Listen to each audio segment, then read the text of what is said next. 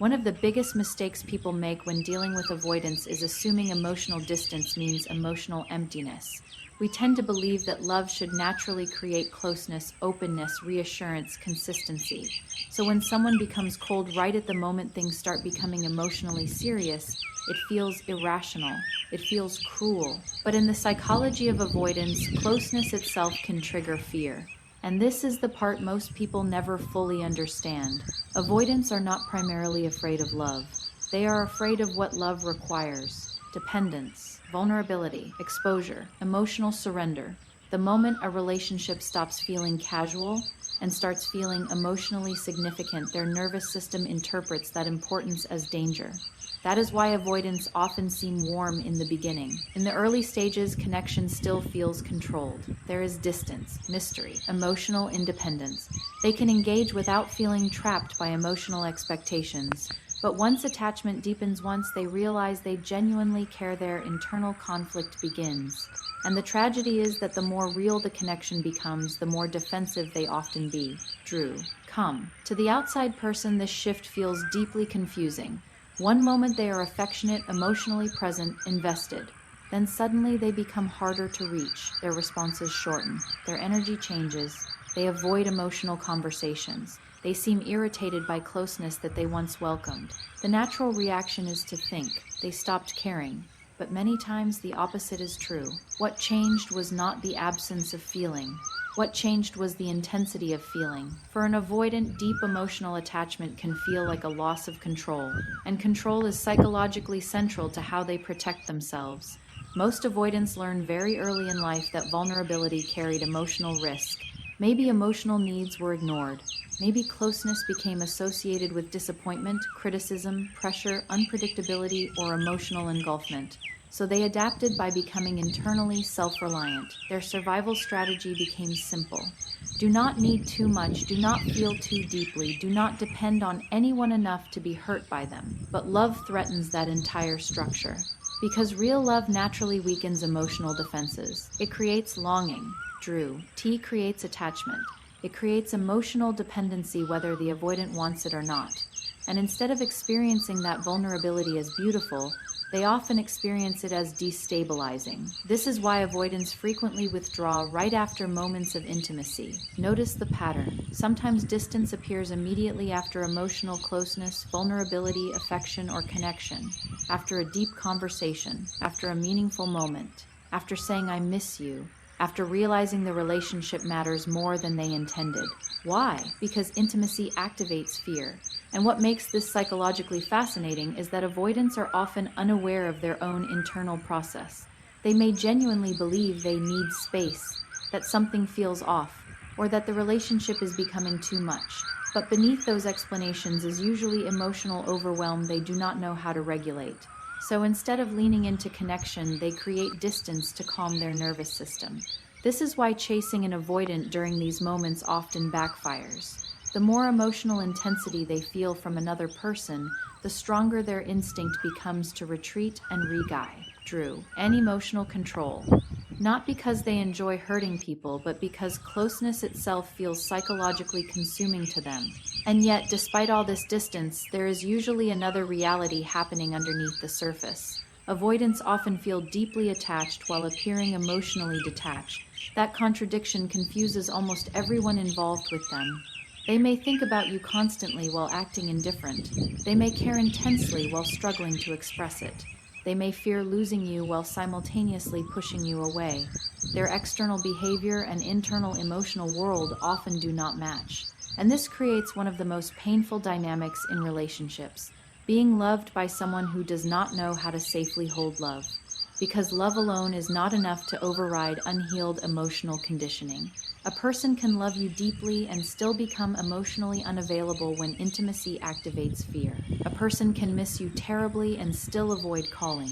A person can feel devastated by losing you and still struggle to communicate honestly. That does not excuse harmful behavior, but it explains the psychology behind it. And understanding this change, Drew, ease something important inside you. You stop personalizing every withdrawal as proof that you were not enough. You begin to realize that many avoidants are not running from the person. They are running from the emotional exposure the connection creates within themselves. That is why their coldness can feel so confusing, because sometimes the distance appears precisely when the feelings become real. And the deeper the attachment becomes, the more their internal battle intensifies. The irony is almost tragic.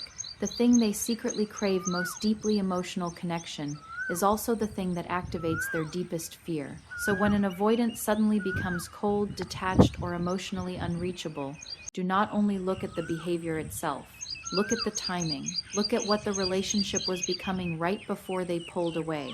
Because sometimes the moment they seem the most heartless is the moment the connection started mattering to them the most. And people are rarely more defensive than when their heart is no longer fully protected.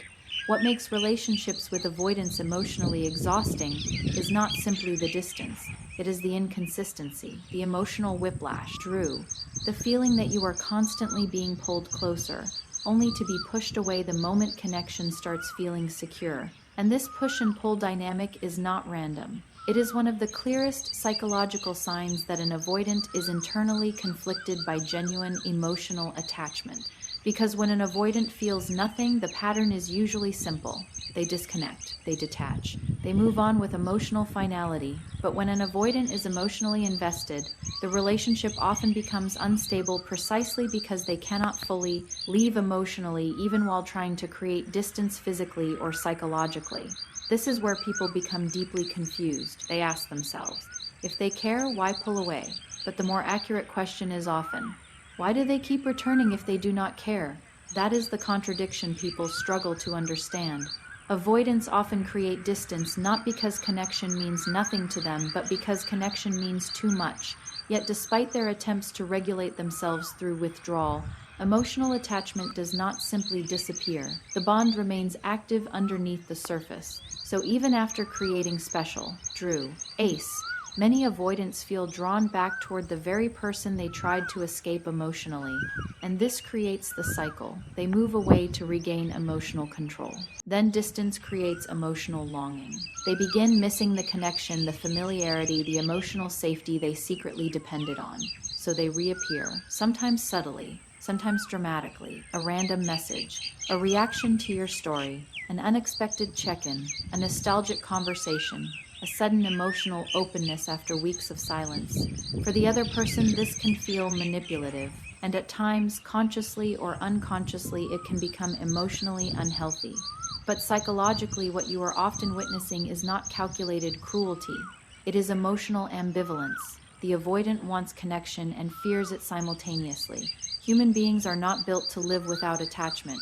Even the most emotionally guarded people still crave understanding, safety, and emotional resonance. But avoidants experience attachment differently because intimacy activates conflicting emotional systems inside them. One part longs for closeness. Another part associates closeness with danger. So when intimacy increases, fear comes louder. But when distance increases, attachment becomes louder. And they swing endlessly between those two emotional states. This is why avoidants often appear emotionally inconsistent rather than emotionally absent. Watch the pattern carefully. Many avoidants become emotionally warmer after separation than they ever were during stability. Why? Because distance reduces the immediate threat of intimacy. Once space exists, they can reconnect emotionally without feeling consumed by vulnerability in the same way. That is why some avoidants suddenly become reflective after breakups. They express feelings they struggled to express during the relationship. They romanticize memories. They revisit old conversations. They become emotionally nostalgic once the pressure of closeness is removed. But then something happens. If emotional intimacy starts rebuilding too quickly, fear activates again, and the cycle repeats. This is the psychological tragedy of unresolved avoidance. They often sabotage the very connection they secretly value most. And for the person on the receiving end, this creates enormous emotional confusion because the signals constantly contradict each other. You, are trying to interpret the relationship logically, but avoidance is driven less by logic and more by emotional self-protection. That is why avoidance can say, "I need space," while secretly hoping you still care. Why they can disappear emotionally but still monitor your life quietly from a distance. why they can resist commitment while becoming emotionally destabilized by the thought of losing you completely. Their behavior says, "Don't get too close," but their attachment says, "Please don't disappear." And when people do not understand this dynamic, they often become trapped trying to decode mixed signals instead of seeing the deeper reality underneath them, because inconsistency itself becomes the message. Emotionally unavailable people who feel absolutely nothing rarely stay psychologically tethered to someone. They do not repeatedly circle back emotionally. They do not struggle internally between attachment and escape. The push and pull dynamic exists because two opposing emotional forces are operating at the same time: attachment and fear. This is why avoidance can unintentionally create relationships that feel addictive. Intermittent emotional availability active. Drew. 8's deep psychological uncertainty in the other person. Moments of warmth become intensely meaningful because they are unpredictable.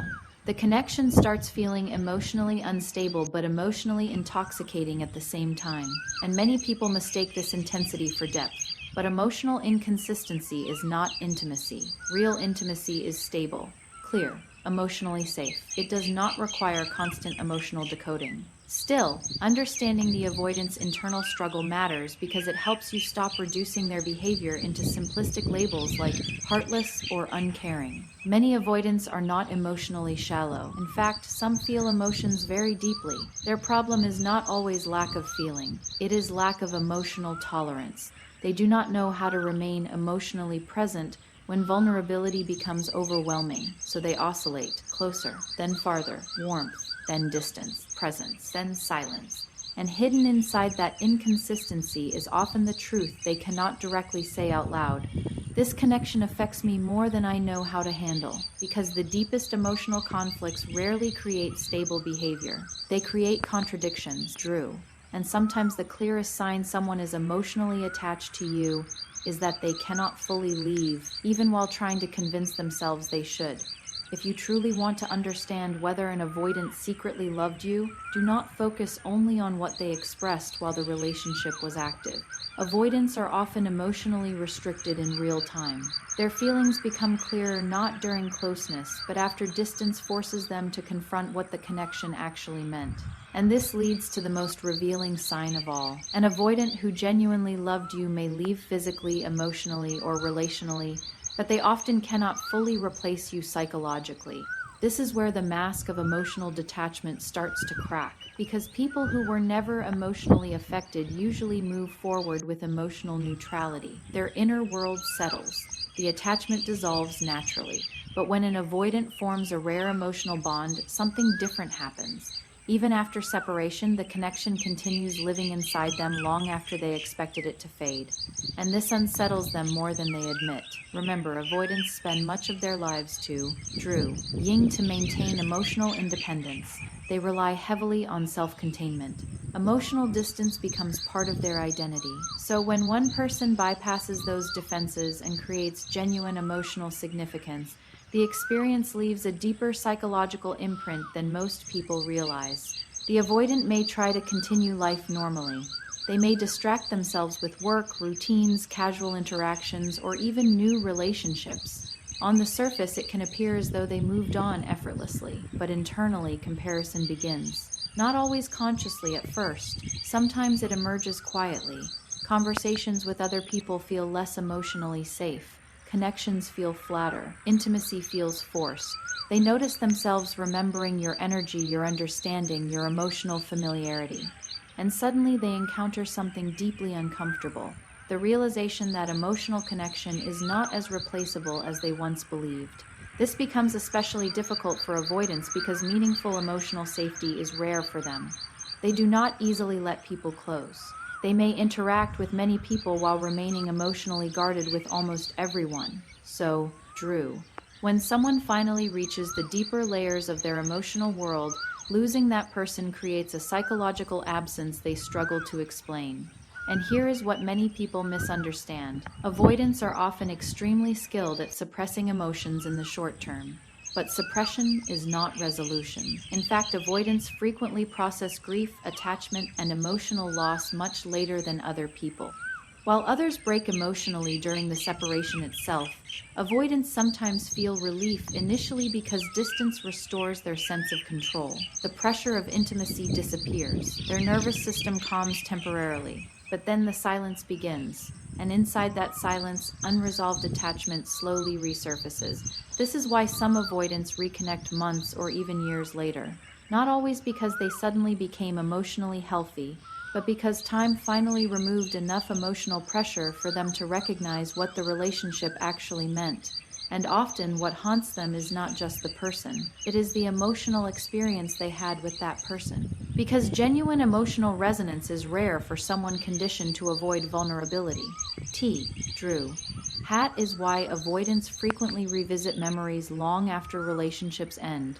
They replay conversations. They romanticize moments they barely acknowledged at the time. They quietly monitor your life through social media, mutual contacts, or indirect curiosity. They wonder whether anyone else will understand them the same way, and many never verbalize this openly. Pride, fear, shame, and emotional limitation often prevent avoidants from expressing the depth of their attachment directly. So instead, the evidence appears indirectly in their inability to emotionally detach as completely as they expected.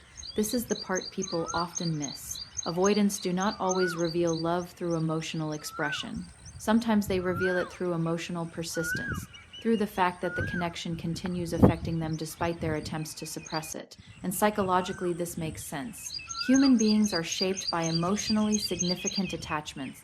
We remember the people who made us feel deeply seen, emotionally safe, psychologically understood. For avoidance, those experiences can become even more impactful precisely because they are so uncommon. That is why in Avocado, Drew, Avoidant may continue carrying your emotional imprint while outwardly pretending to move on. But there is another layer here that deserves honesty. Sometimes people wait endlessly for avoidance to return as proof of love, and that can become emotionally destructive, because unresolved attachment is not the same thing as emotional readiness. An avoidant can secretly love someone deeply and still lack the emotional tools required for a healthy relationship. Love alone does not heal avoidance. Awareness, accountability, emotional work, vulnerability, and nervous system regulation are what create change. So this understanding should not become permission to tolerate emotional inconsistency forever. Instead, it should bring clarity. It should help you understand that the avoidant's inability to fully replace you was never necessarily about your perfection. It was about emotional significance. You reached a part of them that few people ever reach, and whether they admitted it or not, that kind of connection changes people. Because despite everything avoidants try to control, minimize, or suppress, the human psyche always reveals what truly mattered in the end, not through words alone, Drew, 1, but through what continues echoing long after the relationship is gone. And the connections that alter us deeply are rarely the ones we forget easily. They are the ones we spend years trying to emotionally outrun, only to realize they are still living quietly inside us. One of the most misunderstood truths about avoidance is that chasing them often delays the very emotional realization people are desperately trying to create. The instinct after emotional withdrawal is usually to pursue harder, to explain more, to prove loyalty more intensely, to demand clarity, to fight for the connection before it disappears completely. But psychologically, that response often protects the avoidant from fully confronting the emotional consequences of their behavior. Because as long as someone continues pursuing them, a part of the avoidant still feels emotionally buffered from loss. This is important to understand. Avoidants are deeply sensitive to emotional pressure, but they are also deeply affected by emotional absence. And many people accidentally focus so much on the first reality that they completely overlook the second. When an avoidant pulls away, the natural fear inside the Drew, her person says, if I stop reaching out, I'll lose them forever. So they continue over-explaining, overextending, overgiving, hoping consistency will eventually break through the emotional wall. But often, the opposite happens. The avoidant becomes psychologically accustomed to the pursuit. Consciously or unconsciously, they begin relying on the emotional availability of the other person while still avoiding full vulnerability themselves. The relationship enters an emotionally imbalanced dynamic where one person carries the emotional weight while the other maintains distance. And in that imbalance, the avoidant never has to fully experience your absence. They never sit alone with the silence long enough to feel what your emotional presence actually meant to them. This is why silence can become psychologically transformative, not as manipulation, not as punishment, but as emotional reality. For perhaps the first time, the avoidant encounters something they cannot regulate through withdrawal alone: the genuine possibility of losing access to someone who emotionally grounded them. And that changes the internal equation, because distance feels very different when it is self-see, Drew, controlled versus when it becomes permanent. As long as avoidants believe connection remains available on their terms, they often stay emotionally divided, one foot in the relationship, one foot outside of it. But when the emotionally available partner finally stops chasing, stops rescuing, stops emotionally over-functioning, the avoidant loses the psychological safety net they quietly depended on. Suddenly, there is no reassurance waiting for them after they disappear, no emotional certainty, no guarantee of return. And beneath the surface, this activates something avoidants spend years trying to suppress: emotional confrontation with themselves. This is the moment many avoidants begin reflecting more deeply than they ever did during the relationship itself. Not because silence magically changes people overnight, but because absence removes distraction. The emotional structure they relied on collapses, and they are left facing emotions they previously avoided through distance. Regret often begins here. Not always dramatic regret, sometimes quiet regret, the kind that surfaces late at night. The kind attached to memories, familiar conversations, emotional safety, and the real, Drew, realization that someone who truly cared is no longer emotionally available in the same way. And what hurts avoidance most is often not chaos, it is emotional finality. The realization that the person they assumed would always remain emotionally present has emotionally detached for real. Because despite appearances, many avoidants become psychologically dependent on stable emotional figures in their lives. They may resist intimacy consciously while unconsciously relying on the emotional consistency another person provides. So when that consistency disappears, they feel disoriented in ways they rarely admit openly. This is why many avoidants react more strongly to silence than to conflict. Conflict still keeps emotional connection alive. Silence forces emotional reflection. And for the first time, they can no longer focus only on the discomfort of intimacy. They must also confront the discomfort of loss. Now, this is where the conversation becomes deeply important. Silence should never be used as a strategy to manipulate someone into loving you. The purpose is not emotional games. The purpose is self-respect. Too many people lose themselves trying to emotionally carry avoidant, Drew, essence to vulnerability. They become hyper-focused on understanding the avoidant while abandoning themselves completely in the process. They tolerate inconsistency, emotional neglect, confusion, and prolonged uncertainty because they keep hoping love will eventually unlock emotional availability. But healing begins when you stop trying to force emotional readiness out of someone who has not chosen it for themselves. Because real love cannot exist without mutual emotional participation. And this is the deeper philosophical truth underneath all of this. You cannot heal another person by sacrificing your own emotional stability. In fact, constantly chasing emotionally unavailable people often reinforces the very dynamic that keeps both individuals emotionally stuck. One person avoids vulnerability, the other avoids abandonment, and together they create a cycle where neither side